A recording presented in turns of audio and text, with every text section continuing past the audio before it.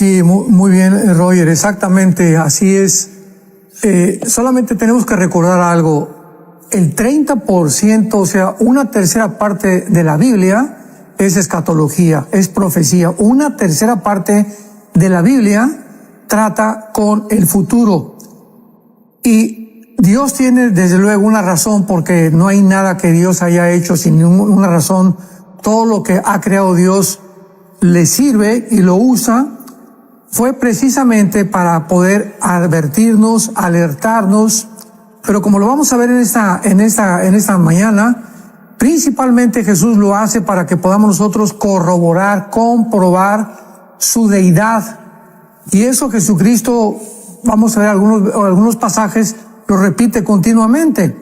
Por ejemplo, en Lucas 21:36, ¿qué exhortación se nos da? Velad en todo tiempo, orando para que seamos tenidos por dignos, para que seamos considerados como dignos de escapar. ¿De escapar de qué cosas? Pues de la gran tribulación, de todas las cosas que vendrán y de estar en pie delante del Hijo del Hombre. Entonces Jesucristo pone un énfasis continuo en velar, abrir los ojos, estar atentos. Y una de las tragedias más grandes de la iglesia en los últimos 30 años es que la escatología se puso a un lado. Muchos porque dicen, pues que hay muchas contradicciones, no le entiendo, o hay muchas formas de interpretar, pero es que se requiere diligencia, paciencia, que podamos entender que Dios no los dejó así. Si no, el Apocalipsis no comenzaría con las palabras, dichosos los que leen y los que practican las palabras de esta profecía. Hay una bienaventuranza importantísima en el Apocalipsis. Así que Dios tiene un programa que nos ha dejado ya desarrollado de una forma detallada e impresionante para que podamos corroborar realmente que la Biblia es la palabra de Dios, que no hay ningún otro libro que se le pueda asemejar, y que si Jesucristo hizo estas profecías es porque es realmente Dios en la carne. Ahora, algo importante, Pastor Alducin, es porque el tema habla acerca de señales. Nosotros, cuando uno anda en carretera, para poder estar seguro que uno va por el camino correcto, uno empieza a ver, ¿verdad?, que las señales, y esta es la ruta, este es el camino, ahí está, ese es el pueblo al que yo voy, esta es la dirección exacta, incluso voy bien a la velocidad que dice. Pero en el caso de la Biblia, y uno ve cómo, si de algo podemos confiar en el Señor, es que lo que Él ha profetizado se ha cumplido. Él es un Dios que cumple su palabra. Y en el caso de las señales, cómo entender la generación que estamos viviendo, Pastor Alducin, para saber interpretar las señales que uno lee en las Sagradas Escrituras. Claro, muy buena pregunta y buena reflexión para poder realmente determinar la respuesta. ¿Acaso somos nosotros? Es una pregunta importantísima. ¿Realmente seremos nosotros la última generación que vamos a ser testigos del cumplimiento de las profecías finales? Esto es muy importante. Y aquí tenemos fácilmente para mencionar, Israel ha resurgido y ha recobrado su independencia como nación 1948. Las naciones que formaban el antiguo Imperio Romano se están alineando. Lo vamos a ver más adelante, de acuerdo a la profecía de Daniel capítulo 2. La alianza de naciones que está dispuesta en Ezequiel 38 para atacar a Israel, que fueron enunciadas, profetizadas, referidas hace casi 2700 años, se están formando delante de nuestros ojos. Las naciones árabes se están uniendo ya todas para transformar la península ibérica en una nueva Europa. Las naciones africanas por primera vez han abandonado Estados Unidos, la cobertura de Estados Unidos, se están volviendo a Rusia las naciones africanas. Y además el desenfreno, la depravación, la degradación inmensa, ¿verdad?, imparable que hay moralmente en el mundo. Los rabinos judíos ya están listos para la construcción del tercer templo y estamos al borde de una tercera guerra nuclear. O sea que, además de todo esto, la tecnología y la genética moderna han llevado a creer al ser humano que somos dioses, y no cabe duda que somos la primera generación que debe estar sobre todas las demás generaciones vigilando todos estos eventos y esperar en cualquier momento que millones de personas seamos sacadas de este mundo mediante el rapto de la iglesia. Con respecto a lo del templo, doctor, bueno, he escuchado, ¿verdad? He escuchado, bueno, tal vez es especulativo de que ya está construido, de que es prefabricado, que ya tienen el lugar, que no sé qué, para usted, ¿en qué lugar se encuentra? ¿Cuánto después de eso? ¿Qué va a ocurrir? ¿O antes o después en cuanto al templo específicamente? Sí, eso, el templo, ¿verdad? Es una verdad, Hebreos, Daniel 9:27, Apocalipsis capítulo 20, 2 Tesalonicenses capítulo 2. Hay muchísimas evidencias de que se va a reconstruir un tercer templo.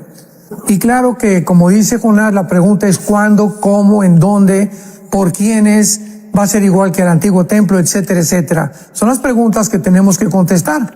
Y el templo va a ser reconstruido, eso es algo inequívoco, ¿verdad? Eso es algo completamente confirmado por la palabra de Dios. Ahora bien, el antiguo templo judío, el segundo templo, que fue destruido en el año 70 después de Cristo, cuando el general Tito romano entra y no deja piedra sobre piedra, quedó sepultado completamente el segundo templo con los papiros, los escritos de los rabinos judíos de hace más de 1000 años de antigüedad. Y desde entonces, ¿verdad?, jamás el templo ha vuelto a reconstruirse, hace más ya de casi 2000 años. Ahora bien, en el año 600 después de Cristo, 607 más o menos, nace Mahoma y construyen lo que se llama la mezquita de Omar o la cúpula de la roca, exactamente arriba de donde estaba el segundo templo. O sea, esto actualmente hace una imposibilidad de que los judíos o los rabinos puedan reconstruir su templo, porque tendrían que destruir la mezquita, y para ellos el lugar es sagrado. No solamente el templo, tiene que ser en el lugar específico donde Dios determinó bajo el antiguo pacto. Entonces, ¿qué va a pasar? Pues van a pasar muchas cosas. En primer lugar, cuando el anticristo surja, va a ser un pacto con los judíos, Daniel 9:24 al 27, y él va a determinar que los judíos no sean molestados. Va a ser una de las garantías que el anticristo les va a dar, porque va a ser la única persona de poder detener al Islam y decirles, ¿verdad?, van a reconstruir su templo o la mezquita la van a cambiar, algo va a suceder, pero el templo va a ser reconstruido. Entonces ahorita, pues los judíos, los rabinos, ya han desarrollado un proyecto llamado el Instituto del Templo, donde ya tiene absolutamente casi toda la ropa del sumo sacerdote, todos los instrumentos que se usaban, el platón, el altar, etcétera, etcétera. Y les falta la famosa vaca alazana o la vaca roja, que se tradujo en inglés. Y esta vaca sirve para la purificación de los pecados. Y mientras no tengan una vaca alazana que no tenga un solo pelo, o sea que todos los pelos, esto es impresionante, tengan el color de alazano rojizo o cobrizo, no pueden ellos realmente iniciar la construcción del templo. Ya vimos que en Texas había 2 vacas que mandaron, finalmente no fueron aprobadas. Ahora había un proyecto de construcción a 6 meses que iban a hacer algo fuera de la mezquita de Omar, pero nada de esto se ha llevado a cabo de una forma oficial ni formal por los rabinos. Así que esperemos hasta que haga su aparición el anticristo para que este tercer templo pueda ser reconstruido. ¿Y cómo determinar? Porque uno ve, Pastor Alducin, cuando el Señor resucita, los discípulos se vuelven a ir diciendo, uy, eso fue lo que nos dijo. O sea, Él nos habló de esto de previo y lo cumplió, y empezaron a ver muchas cosas que en la palabra estaban escritas acerca de Él. Incluso cuando se encuentra aquellos camino de Emaús, que dice que empezó a hablarles de todas las cosas que desde Moisés, ¿verdad?, hasta sus días se habían escrito de Él. Pero digamos, lo que viene, ahora que usted menciona este esa palabra, ¿verdad? Que como usted bien lo dice, apunta hacia tantos lugares dependiendo de dónde esté uno parado, hablando de escatología, saber determinar bien esas señales, ¿verdad? Cuando uno ya viene en el avión, que le dicen a uno, bueno, estamos a una media hora de llegar, vayan preparándose porque el destino está claro, ya todo el mundo empieza a prepararse, ¿verdad?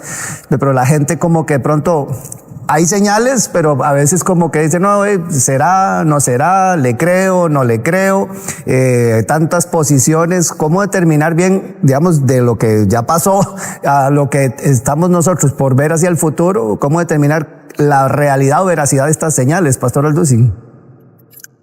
Jesús puso muchísimo énfasis en lo que tú acabas de mencionar. Por ejemplo, cuando Él resucitó de los muertos, sus discípulos recordaron lo que Él ya les había dicho, y dice la Biblia, y creyeron en Él. Claro que cuando hablamos de la salvación es por la fe, desde luego, Romanos 10:15, y la fe es por el oír la palabra de Dios. Pero la escatología y las profecías son la palabra de Dios. Entonces las profecías también tienen esa importancia, tienen esa motivación, tienen ese principio de poder motivarnos, fortalecer nuestra fe, corroborar realmente la exactitud, la confirmación de que la Biblia es la palabra de Dios y que Jesucristo es el Mesías. Por ejemplo, en Juan 2:22, dice la Biblia, por tanto, cuando resucitó entre los muertos, sus discípulos se acordaron que había dicho esto y creyeron la Escritura. Vemos cómo la profecía que Jesús les dijo con anticipación se cumple y resucita de los muertos. Ellos lo comprueban. Dios mío, lo que Él nos dijo era verdad. Él volvió a vivir. Y la palabra que Jesús les había dicho. Veamos otro ejemplo en Lucas 24. Dice el capítulo, versículos del 6 en adelante, que esto también es algo que se sucedió y que corrobora las palabras de Jesús. Dice los versículos 6 al 9, Lucas 24, del 6 al 9. No está aquí, sino que lo resucitaron. Llegan las mujeres y comienzan a compartir el milagro de la resurrección. Y dice adelante, acuérdense de lo que les habló cuando aún estaba en Galilea, diciendo, es necesario que el Hijo del Hombre sea entregado en manos de hombres pecadores, que sea crucificado y resucita al tercer día. Entonces ellas se acordaron de sus palabras. Vemos entonces el énfasis que pone Jesucristo en profetizar, en anunciar el futuro, para que cuando las cosas se cumplieran, pudiéramos nosotros corroborar que realmente Él es la verdad, el camino y la vida. Nunca jamás Buda, nunca jamás Mahoma, nunca jamás Zaratustra, nunca jamás Nostradamus, ni Jim Dixon, ni todos los falsos profetas que hay ahorita han podido decir, voy a morir en tal y tal fecha, me va a suceder esto, me van a entregar cierto tipo de personas, va a suceder esto después de mi muerte, cuando esté colgado en la cruz. Estas son las palabras que voy a mencionar. Nadie se ha atrevido a poder confirmar, a poder predecir con tantos detalles un evento como lo hizo Jesucristo. Recuerdo hace algunos años, en los 90s, cuando el Dalai Lama le dijo al Papa Juan Pablo II que él iba que él era Dios. Y entonces le preguntaron, saliendo del Vaticano, le preguntaron al Dalai Lama que entonces podría él decir que ella iba a resucitar. O sea, si él decía que él era Dios, pues que Jesucristo lo anunció con mucha anticipación. Y el Dalai Lama pues se quedó callado y no contestó. O sea, cuántas barbaridades se dan en nombre de la profecía, ¿verdad? Y vemos también, en último lugar, para contestar esta pregunta, en Isaías capítulo 44, de qué manera los profetas del Antiguo Testamento, o sea, la consistencia de la Biblia, la unión de la Biblia, de todo lo que los profetas dicen, lo que escribieron los apóstoles, los discípulos, Jesucristo, los patriarcas, es absolutamente milagroso, sobrenatural. Isaías 44 hace 2700 años. En el versículo 7 lanza a Dios un desafío, un reto al mundo entero. Isaías 44:7, y dice Dios, ¿quién proclamará lo venidero? Está preguntando Dios. Lo declarará y lo pondrá en orden, como hago yo desde que establecí el pueblo antiguo. Dice Dios, ¿hay algún otro libro? Por favor, sácalo. ¿Tienes algún escritor preferido? Tráemelo también. ¿Algún profeta que tú adores o que tú creas un gran hombre en la historia? Bueno, examinemos la literatura de los millones de volúmenes que existen en el mundo y veamos en qué libro se encuentran las profecías tan exactas con tanta anticipación y el orden en el que los eventos históricos sucedieron, como sucedieron todos los levantamientos, el surgimiento de todos los imperios mundiales. El imperio asirio, egipcio, babilonio, medo-persa, los griegos, los romanos y el sexto y el séptimo imperio que vienen actualmente estuvieron profetizados en orden cronológico, tal como la Biblia lo estableció, con cientos de siglos de anticipación. Aquí se mencionan porque sí, podemos saber de profecías que faltan de cumplimiento, pero hay profecías que se cumplieron en Jesús. Y usted menciona algunas de cómo estas profecías que apuntaban a nuestro Señor se cumplieron y ellas nos pueden llevar a tener fe en Él, porque qué importante saber que a quien esperábamos y por qué lo esperábamos se pudo cumplir al pie de la letra como se le estaba esperando y se puede ver cumplimiento en Él. Claro. Veamos nosotros otro ejemplo. El Salmo 22.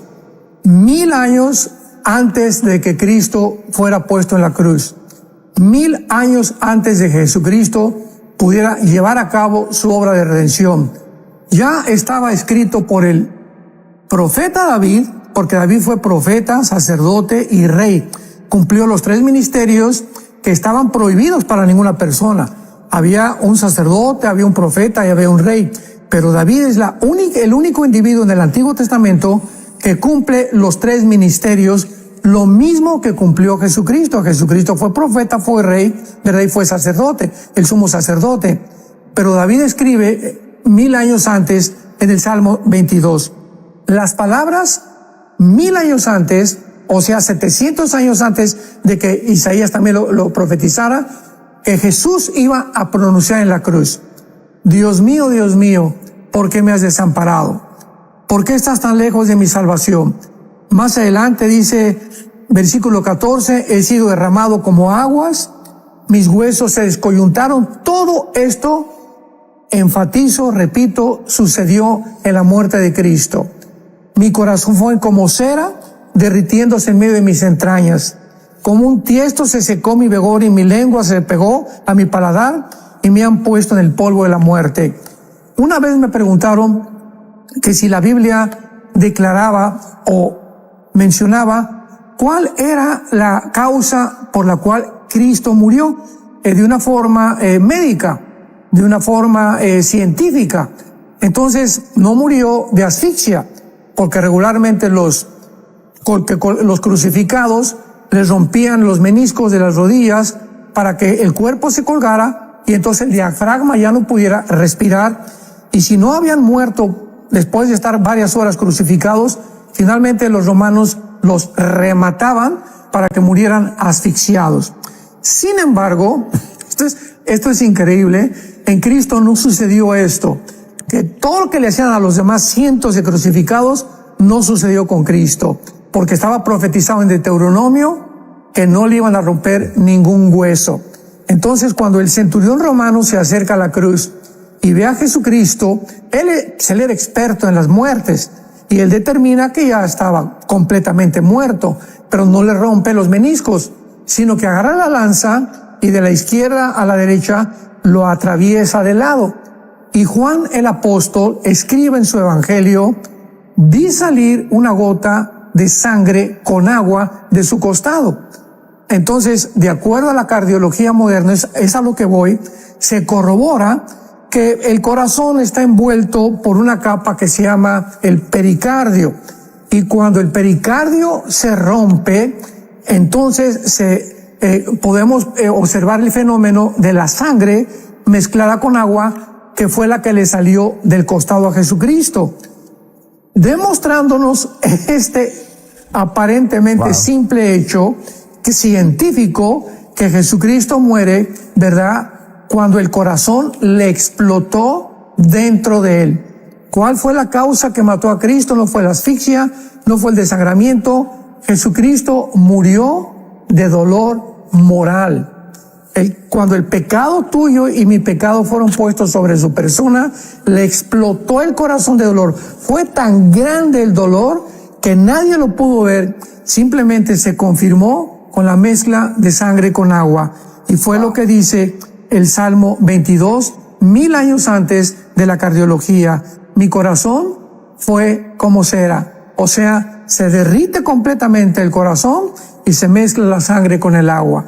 Entonces, otro ejemplo grandísimo, ¿verdad?, de la Biblia, de que realmente la misma ciencia comprueba, corrobora, confirma que la muerte de Cristo fue real y que Él realmente, corporalmente murió y volvió a vivir a los 3 días. Señales bíblicas, la importancia de las señales bíblicas es el tema que estamos tratando el día de hoy. Bueno, estamos en la orquesta, el pastor Alducin está tratando con nosotros y ha compartido un documento que usted lo puede descargar totalmente gratuito en el WhatsApp de enlace, ahí al pie de la pantalla está apareciendo el número, +1 469 781 1000. Ahí en descargas aparece la primerita, señales bíblicas, para que usted lo pueda descargar y pueda cotejar todas las notas y todos los pasajes bíblicos que se están exponiendo el día de hoy, pastor Alducin. Me gusta incluso desde el mismo título, señales bíblicas, porque al final, bien lo mencionaba usted, hoy día pues y desde siempre se han movido diferentes corrientes, diferentes líneas de pensamiento, pero si algo nos rige a nosotros es la palabra de Dios. Y yo creo que, pastor Alducin, porque usted habla aquí incluso de la aparición de estas señales, creo que recordaba allá en Hechos 17, ¿verdad? Creo que es que aquellos hombres de Berea que dicen que ellos empezaban a estudiar y a escudriñar de que todo lo que se manifestaba, bueno, sí, es cierto. Entonces digo que algo que me gusta, pastor Alducin, es que usted siempre hace ese ejercicio de ponernos bien los textos bíblicos, todo lo que usted estudia siempre está cotejado a la luz de la palabra, y que nosotros bien hacemos también el poder escudriñar, estudiar, estar atentos a la palabra, porque al final estos son señales bíblicas, pastor Alducin. Claro. Bueno, hay tantas señales, pero voy a mencionar las que más me han impactado a mí y las que son indubitables, o sea, las tenemos delante de nosotros. Ya se necesitaría estar demasiado ciego, ser demasiado escéptico, demasiado agnóstico, ya no ateo, ¿verdad? Ya el ateo ya es completamente descartado, para poder negar las evidencias de la palabra de Dios. En Daniel 12, versículo 4, hace 2600 años, una de las señales más grandes de que nos encontramos realmente en la última generación se encuentra en Daniel 12, 4, cuando el ángel Gabriel le dice a Daniel, Daniel, en los últimos tiempos el conocimiento aumentará. Y nunca hasta el siglo XX, jamás en la historia, habíamos avanzado en la tecnología científica, tecnológica, física, biológica, etcétera, etcétera, etcétera, como avanzamos en el siglo XX. En otras palabras, después de casi 6000 años, brincamos del burro al motor de gasolina. En 1904, el primer carro Ford, modelo T, corría a 25 kilómetros por hora. En 1906-07, los hermanos Wright, norteamericanos, la primera tentativa de volar. En 1929, Alejandro Fleming descubre la penicilina. En el 36-37 se hace el proyecto Manhattan para producir, bombardear el elemento del uranio 235 y producir la fisión nuclear. Y así podemos ver en el siglo XX el primer carro, los aviones, la penicilina, la fisión nuclear, llegamos a la Luna en el 69, la primera estación espacial en los 60s, en los 70s el Internet, los satélites de telecomunicación, y de los 70s, 80s al siglo XXI, donde nos encontramos, ¿qué nos sorprende ya? Daniel le dice al ángel Gabriel, el conocimiento aumentará. Entonces, este aumento, ¿verdad?, repentino, exabrupto del conocimiento, nosotros somos la generación que lo hemos presenciado. Luego Jesucristo dice en Mateo 24, porque habrá guerras y nación contra nación y reino contra reino. Siempre ha habido guerras. El Instituto para la Investigación de la Paz en Suecia, Estocolmo, Suecia, nos dice que de casi los 6,000 años de historia del ser humano, ha habido 25 años de paz, nada más. 6,000 años de historia, 25 años de paz. Entonces cualquiera podría decir, bueno, siempre ha habido guerras, pero nunca como en el siglo XX pasado, cuando la Primera Guerra Mundial y la Segunda Guerra Mundial cumple Mateo 24 del 6 en adelante, donde Jesús dice, pero se levantará nación contra nación y reino contra reino. Entonces parece que entramos desde el siglo pasado a un principio de dolores. Y así podíamos nosotros continuar mencionando el surgimiento del antiguo imperio romano. Se profetizó en Daniel capítulo 2 en la estatua de Nabucodonosor, el reino de Babilonia, Persia, que son Irán actualmente, Grecia y Roma, las dos piernas de la estatua de Nabucodonosor, y los 10 dedos. Y es increíble que la Biblia diga con tanta exactitud que cuando estos 10 dedos se formen, o sea, 10 naciones que desciendan del antiguo imperio romano, entonces vendría y se formaría el reino de Jesucristo. Veamos lo que dice aquí en el capítulo 2 de Daniel, versículo 44. O sea, los 10 dedos termina la estatua de la profecía de todos los imperios mundiales. Cuando una piedra cae y pega en los pies de la estatua, y todos estos imperios se convierten en el polvo y se los lleva el aire. Vemos entonces que la piedra representa a Jesucristo viniendo cuando estos mismos imperios vuelvan a resurgir, pero ahora dirigidos por los 10 dedos o por 10 naciones que tienen que descender forzosamente del antiguo imperio romano. Y Roma conquistó el norte de África, el Medio Oriente y casi Europa occidental. Pero dice así la profecía de Daniel, capítulo 2, versículo 44.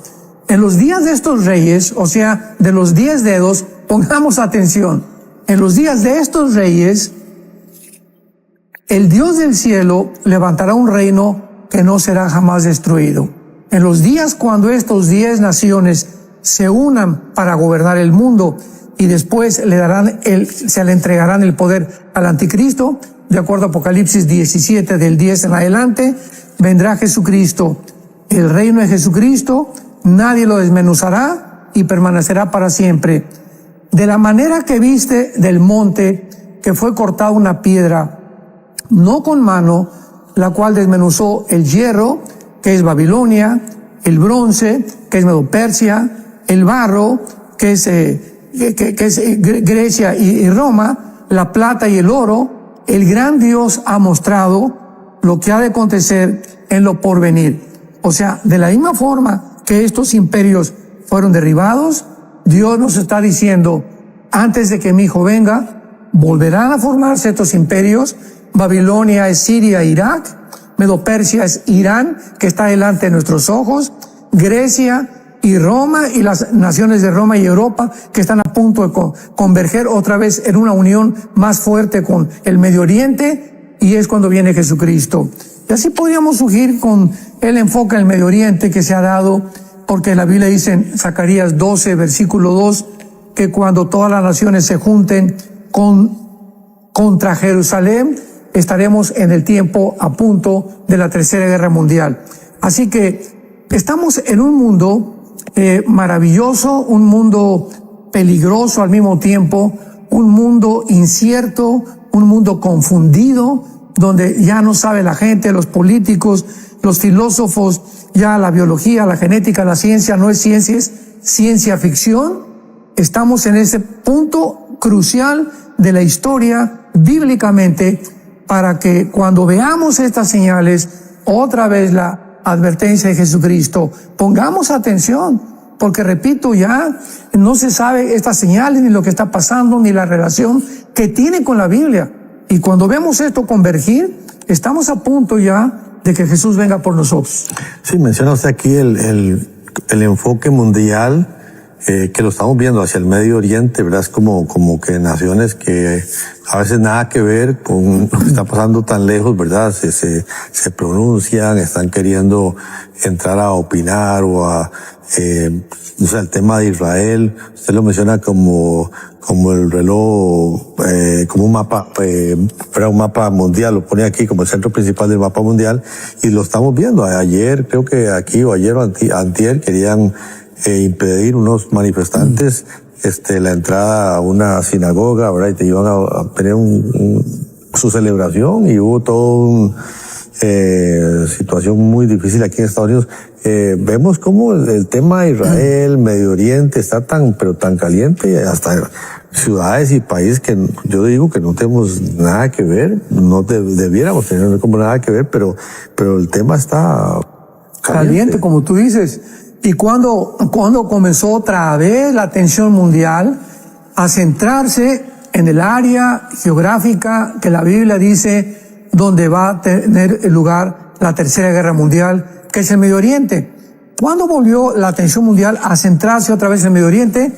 Desde hace menos de 35 años, en los 90s, con la guerra de la operación en el desierto, que papá Bush, el expresidente, papá de George Bush, hijo, llevó a cabo contra Saddam Hussein.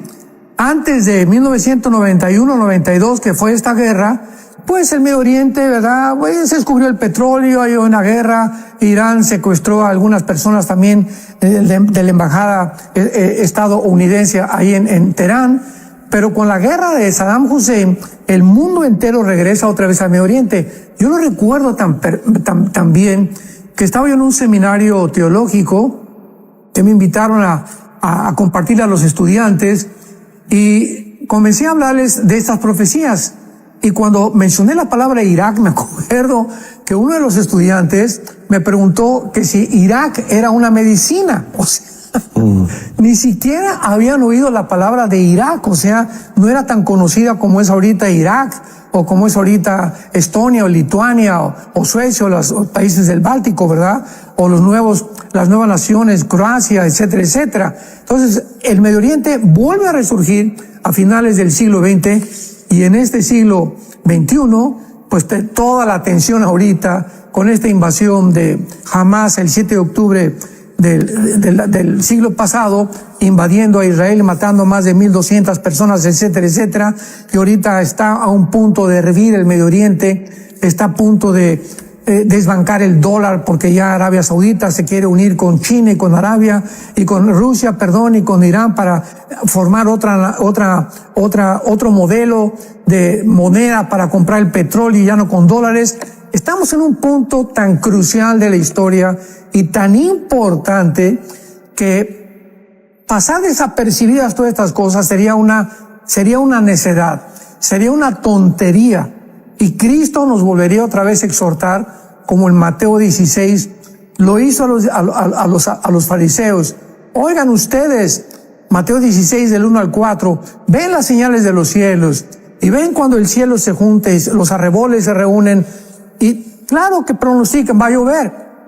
Y cuando yo les doy todas estas señales, no pudieron ustedes distinguir que yo iba a venir por primera vez aquí al mundo.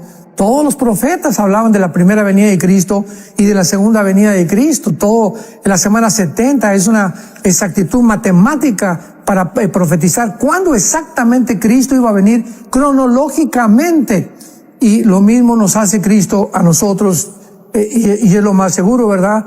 Que todos ustedes que tienen años predicando la Biblia y la teología de la prosperidad y la teología de esto y del reino, y que la iglesia va a establecer completamente el reino de Dios en el mundo, no han hecho caso de las señales, por el amor de Dios, que el clima, ¿cuál clima? El clima del pecado es el que está aumentando, no el clima ambiental. Entonces tenemos que ya abrir los ojos y darnos cuenta que tenemos que regresar a la palabra profética más segura. 1 Pedro capítulo 1, más segura que ¿qué? Más segura que cualquier otra cosa que pueda suceder en el mundo, a la cual haríamos bien en estar atentos como una antorcha que alumbra en tanta oscuridad hasta que el día amanezca y el lucero de la mañana salga a nuestros corazones. Así es. Bueno, saludar al pastor Koch, quien nos está viendo y saludando allá en California. Bendiciones, pastor. ¿Por qué no hacemos una invitación para que personas que han estado siguiendo el programa y dicen, bueno, yo quiero acercarme al Señor, yo, ¿verdad? Quiero ponerme a cuentas con el Señor, hablando usted de la temperatura de pecado, tal vez no hemos estado viviendo correctamente, pero hoy quisieran abrir su corazón a Cristo Jesús, pastor. Las evidencias sobran, la palabra de Dios sobran. El mensaje más importante de la Biblia es que Dios te ama. Dios te ama. Y dice la Biblia que Él pagó por tus pecados y por mis pecados. Una cuenta que teníamos pendiente con Él y que era imposible pagarla. Perteneciendo a una religión no te va a salvar. Yendo a una religión no te va a salvar. Yendo a una iglesia no te va a salvar. Porque no hay ninguna iglesia que salve a nadie. Porque la salvación está en una persona, no en una organización, no en una secta, no en un grupo. Está en la persona del Hijo de Dios, de Jesucristo. Yo te invito a que en este momento tú hagas contacto con una persona que resucitó a los 3 muertos, que fue crucificado, enterrado y que como ahora vive, tu vida le interesa demasiado. Si no, ni siquiera estarías escuchando estas palabras. Le interesas tanto a Dios que de alguna manera le puedes llamar coincidencial. Tuviste esta oportunidad en este momento de escuchar su voz. Dile con todo tu corazón, invítalo a tu vida. ¿Qué pierdes? Él te ofrece completamente gratuito y nada pierdes comprobar que realmente Jesucristo murió por tus pecados. Dile, Señor, te pido perdón por mi vida, por mis pecados. Confieso, Señor, que mi vida te ha ofendido, que en esa cruz pagaste por ellos hace 2000 años al derramar tu sangre preciosa, que fuiste enterrado y resucitado a los 3 días. Como vives, creo que puedes tú realmente, como mi única esperanza, entrar a mi vida y darme la vida eterna y el perdón de mis pecados. Te recibo como mi Señor y mi Salvador y te doy las gracias por tan grande salvación. En el nombre de Jesucristo. Amén. Amén, amén. Bueno, si usted hizo esta oración, le invitamos a ponerse en contacto con algún amigo, familiar suyo que sabemos que ha estado orando por usted.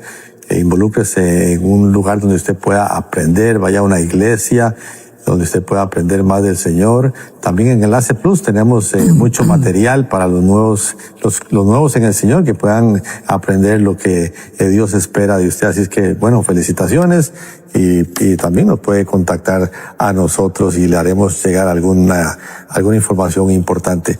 Doctor, he estado no sé, desde sus últimas participaciones en el programa y todo, he estado escuchando también otras posiciones y es que me ha impactado mucho una cosa. Si uno escucha a los premilenialistas, a los amilenialistas, a los postmilenialistas, si uno escucha a los preteristas, si uno escucha a los preteristas que serían los ultrapreteristas, hay los parciales, hay los ultrapreteristas, hay como muchas posiciones. Algo que me ha impactado a mí mucho, de todo el tratar de escuchar el abanico completo, ¿verdad? Y las diferentes posiciones, es que, digamos, sí están los que piensan que hay de doble cumplimiento, pero que todavía sería como más acertado el pensar que algo, ¿cómo puede alguien empanar algo que pasó, pero que también, y etcétera, etcétera. Pero nadie, o sea, todos tienen Biblia para respaldar todos estos acontecimientos, y eso me impacta, porque uno diría, bueno, los unos dicen, no, ve que Dios más tonto, ¿cómo se le ocurre a Dios? O no, o sea, todos, ¿verdad? Bien fundamentados en la palabra. Y eso me ha impactado mucho, ¿verdad? Que en las diferentes posiciones inclusive hay como, uno ve una secuencia divina impresionante. Sí, bueno, hay que considerar algo muy importante, ¿verdad? No puede haber 2 verdades. No puede haber 3 verdades. La verdad es una sola nada más. Ahora, muy bien. Cuando los seres humanos venimos al estudio de la Biblia, es importantísimo nuestro trasfondo cultural y nuestro trasfondo también religioso. Entonces, una persona que ha sido educada en el catolicismo va a tener dudas acerca de si realmente Jesucristo es el único a quien se le debe adorar. Si una persona fue educada en un seminario donde se le enseña, por ejemplo, la teología y la reforma, que no hay Israel ya, futuro para Israel, que no hay reino, que no hay profecía 70 de Daniel, que no hay un reino milenial, que no hay estas cosas, pues va a adquirir la perspectiva preterista que acabas de mencionar o amilianista. Si otro estudia en otro seminario donde le enseñan, no, pues es que la primera y la segunda venida es lo mismo, y tratan de buscar en cada posición, como tú la acabas de mencionar, encuentran los versículos para poder unirlos, porque la Biblia se puede armar a nuestra propia investigación. Yo puedo comenzar, por ejemplo, los mormones te dicen, yo te demuestro que Jesucristo no es Dios, bíblicamente. ¿Y cómo lo hacen? Torciendo la palabra de Dios. Y cuando Jesús dijo, es que el Padre mayor es que yo, ya ves, Jesucristo no puede ser Dios porque dijo que el Padre era mayor que él. Otra secta, los testigos de Jehová, te dicen, no, el infierno no puede existir. ¿Cómo puede Dios destruir a alguien que diseñó, que murió por él y que fue creado a su imagen y semejanza? Entonces, cada grupo, la Biblia, el horizonte de la verdad es tan extenso, decía el gran predicador inglés Charles Spurgeon, que es imposible que un solo hombre tenga toda la verdad. Entonces, así encontramos que a Isaías se le reveló una parte de la profecía, a Ezequiel otra parte de la profecía, a Abraham otra parte de la profecía, a Habacuc, a Sofonías, a Zacarías, y cada profeta, si vemos cada uno de ellos, parecería que se contradecirían, pero si comenzamos a ponerlos juntos, vemos que el rompecabezas se arma. Así sucede también con la palabra de Dios. Entonces, tenemos que ver esta parte y considerar todas las partes de la profecía, despejándonos y despojándonos de toda cultura equivocada que podamos haber recibido y abrir nuestro entendimiento para comprender que puede ser cierto que otra cosa sea verdad. Otro ejemplo, unos creen que se pierde la salvación y usan 5 pasajes o versículos del Nuevo Testamento, nada más 5, contra más de 200 que tienen más peso teológico que la salvación no se pierde. Entonces, esas personas que creen que se pierde la salvación tienen que estudiar ya más profundamente los que aparentan decir que se pierde la salvación, contrarrestarlos y compaginarlos con los que dicen que no se pierde para poder llegar a un balance y a una cultura bíblica, a un peso bíblico que pueda ser balanceado. Entonces, esta es la razón por la cual hay tantas perspectivas. Sin embargo, no pueden todas ser verdad. O el rapto es antes de los 7 años, o el rapto y la segunda venida es el mismo evento, que es el post-tribulacionismo. Y si es así, pues dice la Biblia que entonces viene Cristo, se los lleva al cielo, y no hay bodas del Cordero, y no hay tribunal de Cristo. Y esas son las preguntas que un post-tribulacionista se tiene que hacer. Un preterista tiene que hacer lo mismo. ¿Cómo es posible, verdad, que la Biblia, Romanos 9, 10 y 11, nos habla del futuro de Israel? Que Dios, a pesar de que pecó, Deuteronomio en la ley mosaica, Dios lo perdonó a Israel, y Dios no ha terminado con Israel. Israel se encuentra en el Antiguo, en Isaías, en el Nuevo Testamento por los apóstoles. Jesucristo le dijo a los judíos, no me volverán a ver hasta que digan Baruch Hashem Adonai Eloheinu, que significa en hebreo, bendito el que viene en el nombre del Señor, profetizando que vendría Él y lo iban a reconocer. Apocalipsis 1:8, y verán al que traspasaron. Y Dios no ha acabado con Israel. Entonces, cuando vemos todo esto, o estamos demasiado cerrados, o el orgullo teológico, cuidado, el orgullo teológico nos puede cegar completamente, vendar el entendimiento para que no nos resplandezca la luz de la verdad en la persona de Jesucristo. Roger, hay algunas preguntas, ahí tienes. No, bueno, sí, nada más recordar que todo este tema que se ha estado hablando hoy, Pastor Alducin, usted lo puede descargar ahí al pie de la pantalla, está el +1 469 781 1000 para que usted pueda descargar el documento en descargas, el primerito que aparece ahí acerca de la importancia de las señales bíblicas. Y Pastor Alducin, porque usted ahorita apuntaba acerca de esto, que Israel sigue más vigente que nunca, ¿verdad? En el sentido de, bueno, lo que se cumple, esa señal que se cumple en el 48 y lo que pone a Israel, ¿verdad? Sobre todo en cada noticia que se da, porque uno oye conflictos en Asia, en América, que en África, pero si pasa algo en Medio Oriente, como que tiene una repercusión mundial, pienso por la influencia religiosa, está el judaísmo, está el islam, está el cristianismo, y como que de ahí surge, ¿verdad? Un impacto como una onda expansiva al mundo entero, Pastor Alducin. Entonces, como que las señales, si en algo podemos nosotros tener que estar apercibidos, es de lo que pase ahí por Israel en el mapa mundial, ¿verdad? Y todo lo que está pasando en Israel se profetizó, voy a repetir, para que cuando sucediera nos acordáramos que se encuentra en la palabra de Dios.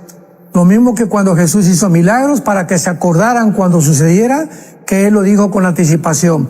Entonces, si después de esto estamos viendo, como tú dices, Roger, el regreso de Israel en el 48, que algunos se atreven a decir que no tiene ninguna relevancia con las profecías bíblicas por el amor de Dios, ¿no? Amós 9, 14 y 15, y regresarán a mi pueblo y los plantaré y nunca más serán arrancados de su tierra que yo les di, ha dicho Jehová, Señor Dios tuyo. Entonces, ¿cómo podemos nosotros ante esta situación hacer a un lado las profecías, cuando otra vez las profecías se concentran en el Medio Oriente y se concentran en Israel? Ahorita la pregunta es, ¿qué es lo que va a suceder en el Medio Oriente? ¿Qué dice la Biblia? ¿Cuál es la próxima guerra? ¿Cuánto tiempo va a suceder esto? Y todo se está perfilando de una forma lógica, elementalmente, a que nos dirigimos a un nuevo orden mundial. Nos dirigimos a que un hombre surge en el Medio Oriente, que es el anticristo, para que les garantice la paz a los judíos. Si no, los judíos serían destruidos, porque el mundo entero se viene contra ellos. Y la Biblia profetizó en Jeremías 32, 14 y 15 en adelante, que eran indestructibles, que nadie podrá destruir Israel hasta que Jesucristo regrese. Entonces está delante de nuestros ojos estas profecías para que podamos corroborar que la palabra de Dios es verdad. Mario González desde Guatemala, debe ser primo ahí. Dice, el pueblo palestino, ¿cuáles son sus orígenes? ¿Qué pueblo o ciudad era en la Biblia? Y que bueno, son actualmente un país. Sí, jamás en la Biblia existió un pueblo palestino. Los habitantes que habitan ahorita en Gaza, que se llaman palestinos, ahí habitaron los filisteos, que desaparecieron hace más de 1000 años completamente de la historia, los filisteos, que no tiene que ver nada con los palestinos. Cuando Israel regresó en el 48, eran árabes los que estaban ahí en la tierra de Palestina, que un emperador romano le cambió el nombre a Palestina. Nunca ha habido una nación palestina, nunca ha habido un pueblo palestino en la Biblia. Siempre han existido, ¿verdad?, los filisteos y los árabes, que se llaman ahora árabes palestinos. Entonces ellos surgieron para poder tener otra clasificación étnica de sus hermanos árabes, porque sus hermanos árabes tampoco los quieren. Ahora Egipto tampoco quiere a los palestinos, Irán tampoco los quiere, Arabia Saudita. ¿Por qué no les abre la puerta si son árabes, por el amor de Dios? Son semitas, igual que los judíos, un pueblo semita. Árabes y judíos son semitas. ¿Por qué? Por la ignorancia, la mala información que tenemos a través de todos los medios de comunicación. Entonces los palestinos, ¿verdad?, son árabes que están completamente independizándose para formar una nación que no sea israelita en el territorio que Dios le dio a Israel. Dios les bendiga, dice Walter Martínez. ¿Cómo pueden compartir el material que están tratando en este momento? Ahí en enlace, Roger.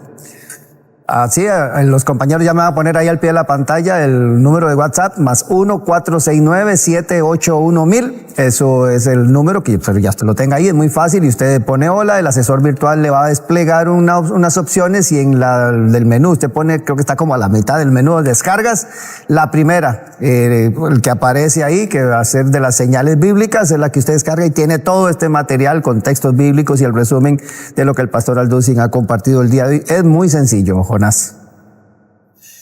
¿La vaca alazana tiene algún fundamento bíblico o de dónde surge en el pueblo judío? Sí, en el sistema levítico, o en el sistema del sacerdocio levítico, en el libro del Levítico, en el Antiguo Testamento, cuando Dios aparta a Aarón y a sus descendientes para que sean los únicos calificados para ser sacerdotes, les da también el lugar donde deberían de adorar, donde debería estar el altar.